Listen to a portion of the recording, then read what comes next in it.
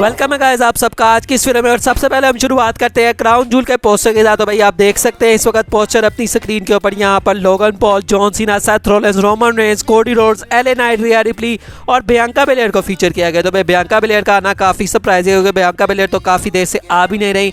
तो भाई ये पोस्टर और भाई काफ़ी ज़्यादा कूल लग रहा है। अगली स्टोरी की तरफ बढ़ते हैं और भाई रेसलमेनिया के बारे में हम बात करते हैं। तो भाई जॉन सीना का रेसलमेनिया में क्या प्लान है। तो भाई ज़ीरो न्यूज़ की तरफ से एक ट्वीट आता है जहां पर वो बताते हैं कि भाई उन्होंने डब्ल्यूडब्ल्यूई के अंदर कुछ इंटरनल लोग हैं जिनसे भाई उनके ताल्लुक है। तो भाई उनसे उन्होंने रब्ता किया और उन्होंने पूछा कि भाई जॉन सीना के क्या प्लान है रेसलमेनिया के लिए। उन्होंने जो आंसर उनको मिला वो था लोगन पॉल। तो भाई John Cena versus Logan Paul की जो स्टोरी है वो डब्ल्यूडब्ल्यूई चलाना चाहती है रेसलमेनिया के लिए। अभी जो लोगन पॉल है वो क्राउन जूल के अंदर आ रहे हैं, यूएस चैंपियनशिप के लिए आ रहे हैं। तो क्या पता भाई वो यूएस चैंपियन बन भी जाए, और अगर वो बन जाते हैं तो भाई इसके अंदर कोई हैरत नहीं होगी अगर उनकी जो टाइटल रेन है वो रेसलमेनिया तक जाती है। तो क्या पता John Cena versus Logan Paul का मैच हमें यूनाइटेड स्टेट्स चैंपियनशिप के लिए भी देखने को मिल सकता है। तो भाई ये मैच काफ़ी अच्छा है और इसके रिजल्ट की बात करें तो ज़्यादा चांसेस ये है कि भाई यहाँ पर जो लोगन पॉल है वो जॉन सीना को हराएंगे। बहरहाल भाई ये भी काफ़ी दूर की चीज़ है, रेसलमेनिया भी काफ़ी दूर है, लेकिन प्लान्स अभी तक John Cena versus Logan Paul के ही है। अगली स्टोरी एजे स्टाइल्स से जुड़ी है। भाई एजे स्टाइल्स कब आएंगे। तो भाई वैसे मैंने कुछ दिनों पहले एक वीडियो में बताया था कि शायद डब्ल्यूडब्ल्यूई एजे स्टाइल्स को क्राउन जूल से पहले ले आए और उसके बाद कोई ट्रिपल थ्रेट मैच डब्ल्यूडब्ल्यूई करवा सकती है क्राउन जूल में, लेकिन भाई अब ऐसा कुछ नहीं होगा क्योंकि भाई जो रिपोर्ट्स हैं उसके मुताबिक एजे स्टाइल्स का जो रिटर्न है वो क्राउन जूल के बाद होगा। तो मतलब मुझे लग रहा है कि भाई सर्वाइवर सीरीज के लिए कोई प्लान होगा एजे स्टाइल्स का ब्लड लाइन के साथ या रोमन रेंज के साथ। करंटली जो क्राउन जूल है वहां पर एजे स्टाइल्स का कोई भी प्लान नहीं है और एजे स्टाइल्स क्राउन जूल के बाद हमें डब्ल्यूडब्ल्यूई में दिखाई देंगे। अगली स्टोरी विंस मैकमैन से जुड़ी है। भाई विंस मैकमैन भाई बहुत ज्यादा लाचार हो चुके हैं। तो भाई एक रिपोर्ट सामने आती है भाई जैसा कि हमें पता है कि भाई जो विंस मैकमैन की डॉक्यूमेंट्री है भाई वो रिलीज हो रही है और वो भाई नेटफ्लिक्स के ऊपर आएगी। अब वो कब आएगी उसके बारे में अभी कोई डेट नहीं है, लेकिन भाई रेसलओपियस की ये ट्वीट आप देखें जहां पर भाई वो बता रहे हैं कि जो विंस मैकमैन की अपनी लाइफ स्टोरी की डॉक्यूमेंट्री होगी, Vince McMahon will not have a final say on the documentary surrounding his life and career that release on Netflix. मतलब अपनी ही डॉक्यूमेंट्री में उनको कोई भी अख्तियार नहीं होगा कि भाई वो उसके अंदर कोई फाइनल से कह पाए। नीचे आप देख सकते हैं लिखा हुआ है कि McMahon will get to see clips but he doesn't get to change anything. मतलब भाई वो कुछ भी चेंज नहीं कर सकते। तो भाई अपनी ही लाइफ की उनकी डॉक्यूमेंट्री है लेकिन उसके अंदर वो कुछ भी चेंजेस नहीं कर सकते। लगता है भाई उनका जो ट्रैक रिकॉर्ड है वो काफ़ी गंदा है और इसी वजह से भाई जो लोग हैं वो चाहते हैं कि नहीं भाई तुम्हारी जो स्टोरी है भाई वो हम ही लेके चलेंगे, तुम्हें इसके अंदर कुछ भी चेंजिंग करने की ज़रूरत नहीं है। तो भाई विंस मैकमैन जो है अभी फिलहाल में भाई पूरे जो है वो लाचार हो चुके हैं। तो भाई ये भी एक काफ़ी फनी स्टोरी थी जो कि मुझे लगा आपके साथ ज़रूर शेयर करनी चाहिए। स्टिंग के बारे में हम बात करते हैं। तो भाई आज AEW के डायनामाइट के शो के अंदर स्टिंग ने रिटायरमेंट प्लान्स अपने अनाउंस कर दिए हैं और भाई AEW का जो रेवोल्यूशन PPV होने वाला है वहां पर स्टिंग ने बताया है कि भाई मेरी जो रिटायरमेंट है वो अब होके रहेगी। तो भाई AEW revolution I think March के मंथ में होती है, मतलब इस साल भी भाई मार्च के मंथ में हुई थी 2023 में। तो भाई 2024 की मार्च के अंदर रेवोल्यूशन जो है वो होगी।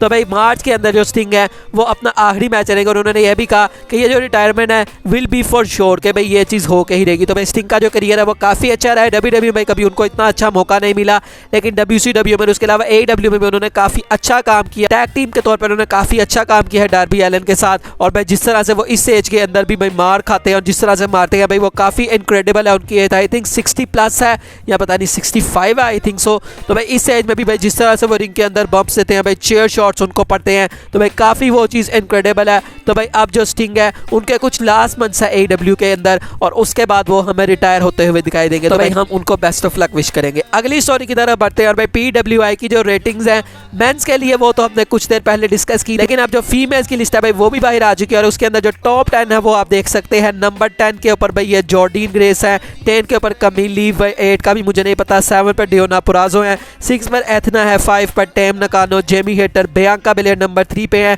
ग्यूलिया ये मुझे नहीं पता भाई कौन है नंबर 2 पे, और फर्स्ट के ऊपर यहाँ रिया रिप्ली है। तो भाई जो रिया रिप्ली कहती हैं मामी इज ऑलवेज ऑन टॉप, तो भाई वही चीज़ उन्होंने इस लिस्ट के अंदर भी प्रूव की। और भाई एक चीज़ जो कि हम सब ने गौर की होगी तो भाई जो 4 हॉर्स वुमन है WWE की, Becky Lynch, Charlotte Flair, Sasha Banks and Bayley, वो चारों की चारों इस लिस्ट में कहीं भी नहीं है। तो भाई मैं देख रहा था उनका जो नंबर है भाई वो 20 के बाद आता है, मतलब आई थिंक बेकी लिंच का भाई 23 या 26 है, इस तरह से भाई जो लिस्ट है वो आई है। तो भाई ये एक काफ़ी शॉकिंग चीज़ है कि भाई जो चारों हॉर्स वुमन है उनमें से कोई भी बंदी इस लिस्ट में नहीं आई। अब के भाई चारों बंदियाँ काफ़ी अच्छा काम कर रही हैं। साशा बैंक ने तो भाई पूरे साल में चलो इतना कम्पीट नहीं किया, उसके अलावा बेली की भी चलो बंदा कहता है कि भाई स्टोरी लाइन इतनी अच्छी नहीं चली, इतना उनको प्रूव करने का मौका नहीं मिला, लेकिन बेकी लिंच और शार्लेट उन्होंने काफ़ी अच्छा काम किया है इस पूरे साल में भी, लेकिन उसके बावजूद भी इस लिस्ट के अंदर जो बेकी लिंच और शार्लेट है वो कहीं भी नहीं है। तो भाई आप इस लिस्ट से कितना एग्री करेंगे आप मुझे कमेंट सेक्शन में बता सकते हैं। अगली स्टोरी सर्वाइवर सीरीज से जुड़ा है। भाई सर्वाइवर सीरीज के अंदर वॉर गेम्स वाली क्या स्टिपुलेशन होने वाली है, यहाँ पे नहीं होने वाली। तो भाई इसके बारे में एक रिपोर्ट आती है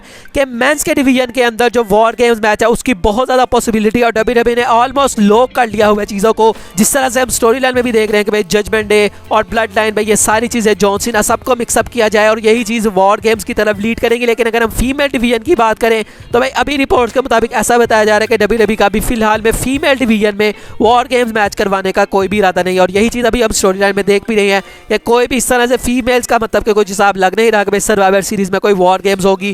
तो भाई ऐसा बताया जा रहा है कि मेल डिवीजन के अंदर वॉर गेम्स मैच होने वाला है। और उसके अलावा अगर हम champion versus champion Roman Reigns versus Seth Rollins के मैच की बात करें तो भाई उसका भी ऐसा ही बताया जा रहा है कि फिलहाल में डब्ल्यूडब्ल्यूई का कोई भी प्लान नहीं है चैंपियन वर्सेस चैंपियन करवाने का। और शायद इसी वजह से वॉर गेम्स के ऊपर डब्ल्यूडब्ल्यूई ज्यादा जो है फोकस कर रही है, क्योंकि भाई अगर वॉर गेम्स के ऊपर फोकस ना होता और भाई रोमन रेंस तो आएंगे ही वॉर गेम में, क्योंकि भाई जो सर्वाइवर सीरीज है उसकी लाइमलाइट वॉर गेम्स अगर होगी तो फिर रोमन रेंस वॉर गेम्स में होंगे, और अगर उसकी limelight champion versus champion match में होगी तो फिर रोमन रेंस वहां पर होंगे। तो अगर भाई डब्ल्यूडब्ल्यूई का वॉर गेम्स का ही इरादा है तो फिर Roman Reigns war games match के अंदर ही होंगे, और फिर चैंपियन वर्सेस चैंपियन वाली चीज जो है वो हमें सर्वाइवर सीरीज में देखने को नहीं मिलेगी। और उसके अलावा एक मेजर डेब्यू जो कि हमें सर्वाइवर सीरीज में देखने को मिल सकता है, और मैं यहाँ बात कर रहा हूँ जेड कारगिल की। तो भाई जेड कारगिल के बारे में भी रिपोर्ट ऐसी आई है कि शायद उनका जो पहला मैच है डब्ल्यूडब्ल्यूई के अंदर वो डब्ल्यूडब्ल्यूई प्लान कर रही है चिकागो के अंदर सर्वाइवर सीरीज के अंदर। अब क्या वो किसी चैंपियनशिप के लिए होगा या किस तरह से होगा, लेकिन भाई उनका जो पहला मैच है वो बताया जा रहा है कि सर्वाइवर सीरीज के अंदर होगा। तो देखते हैं बहरहाल भाई जेड कारगिल भी जब भाई आएंगी तो भाई उनकी स्टोरी लाइन देखने में फैंस काफी ज्यादा इंटरेस्टेड होने वाले हैं। अगली स्टोरी कोडी रोड्स से जुड़ी है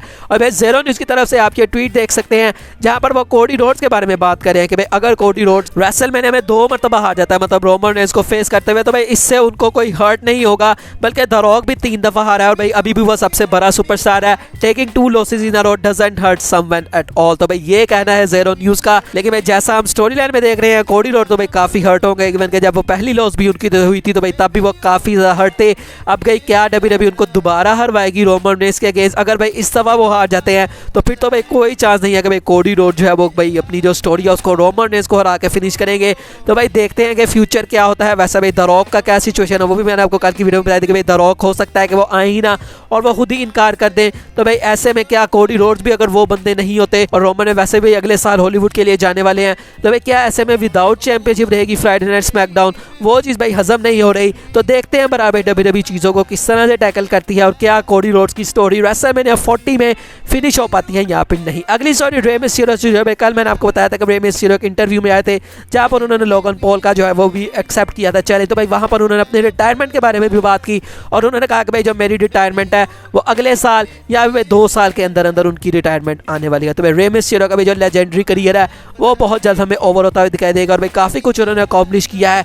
अब आई थिंक भाई उनको रिटायर हो भी जाना चाहिए। भाई अब उनका बच्चा काफ़ी अच्छा काम कर रहा है, तो आई थिंक अब टाइम आ गया है कि रे मिस्टीरियो को घर बैठ के भाई आराम से बैठना चाहिए। आज की फाइनल स्टोरी टाइसन फ्यूरी से जुड़ी है और भाई टाइसन फ्यूरी के बारे में भाई काफ़ी देर से हमने कोई भी बात नहीं की, क्योंकि कोई बात करने वाली थी नहीं। तो रिसेंटली भाई स्पोर्ट्स इलस्ट्रेटेड से बात करते हुए टाइसन फ्यूरी ने अपने डब्ल्यूडब्ल्यूई रिटर्न के बारे में बात की। उन्होंने कहा there is still a lot of opportunities there with regards to a potential WWE return. तो भाई उनको ऐसा लगता है कि भाई बहुत ज़्यादा अपॉर्चुनिटीज़ हैं। अब भाई वाकई में बहुत ज़्यादा अपॉर्चुनिटीज़ हैं। वो रोमन रेंस के अगेंस्ट भी उतर सकते हैं, सेथ रॉलिंस के अगेंस्ट भी उतर सकते हैं फॉर द वर्ल्ड टाइटल, और उसके अलावा भाई ड्रू मैकिंटायर के साथ उनका जो मैच हो कि भाई हम काफ़ी देर से सुन रहे थे क्लैश एट द कासल जब हुई थी भाई उसके अराउंड अबाउट काफ़ी ज़्यादा रूमर्स थे कि भाई ड्रू मैकिंटायर और टाइसन फ्यूरी का मैच डब्ल्यूडब्ल्यूई करवाना चाहती है। और ड्रू मैकिंटायर ने भाई एक दफ़ा कहा था कि हाँ भाई मैं ये मैच करना चाहता हूँ। तो भाई अगर डब्ल्यूडब्ल्यूई के प्लान्स के अंदर अभी भी वो चीज़ है तो मुझे लगता है कि भाई अभी काफ़ी एक अच्छा टाइम हो सकता है ये मैच करवाने का, क्योंकि ड्रू का हम देख रहे हैं कि भाई हील टर्न बहुत जल्दी हो जाएगा। और अगर टाइसन फ्यूरी आते हैं वो जाहिर है भाई एक फेस सुपरस्टार के तौर पर अगर आएंगे तो भाई फिर उनका मैच अगर ड्रू मैकिंटायर के साथ करवाया जाता है तो मुझे लगता है कि भाई काफ़ी एक अच्छा मैच हो सकता है। ड्रू मैकिंटायर के हील टर्न को इससे काफ़ी ज़्यादा फायदा हो सकता है। तो मुझे लगता है कि भाई ये मैच डब्ल्यूडब्ल्यूई को बहुत जल्द बुक करना चाहिए। बाकी आपको क्या लगता है भाई इस मैच के होने के कितने चांसेस है आप मुझे कमेंट सेक्शन में बताएं। बाकी आज की वीडियो यही तक थी, अच्छी लगी तो लाइक कीजिएगा, चैनल को सब्सक्राइब कीजिएगा। मिलेंगे नेक्स्ट वीडियो में, तब तक के लिए अल्लाह हाफिज़।